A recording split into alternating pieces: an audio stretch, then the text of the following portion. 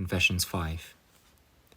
But who asked that any monarchy should write about science as well as religion, when we can learn our duty to God without a knowledge of these things?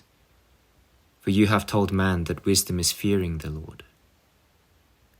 Even if Manes did not have this true wisdom, he could still have had a very good knowledge of science. But as he knew no science and yet had the effrontery to try to teach it, he could not possibly have had true wisdom.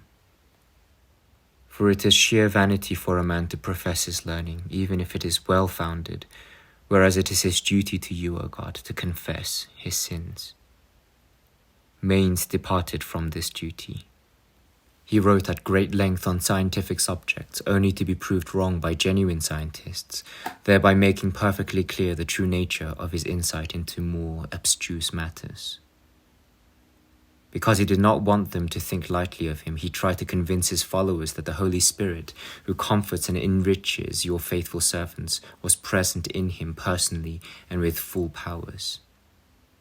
Therefore, when he was shown to be wrong in what he said about the sky and the stars and the movements of the sun and the moon, it was obvious that he was guilty of sacrilegious presumption.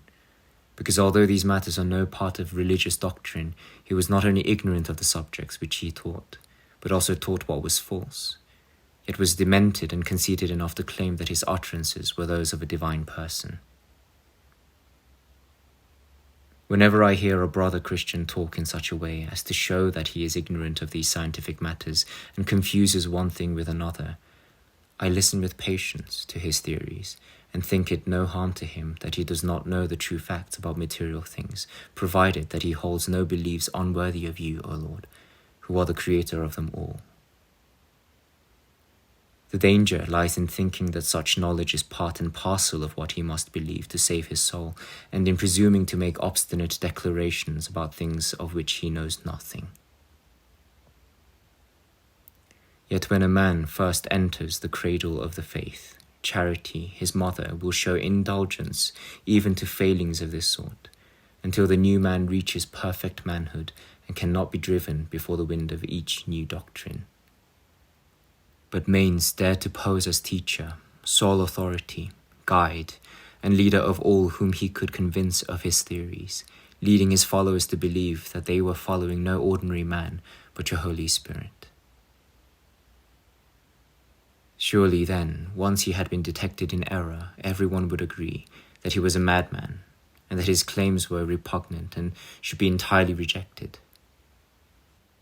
All the same, I was not yet entirely satisfied that his writings might not contain a plausible explanation of the variations in the length of the day and the night, the alternation of night and day, eclipses, and the other phenomena of which I had read elsewhere.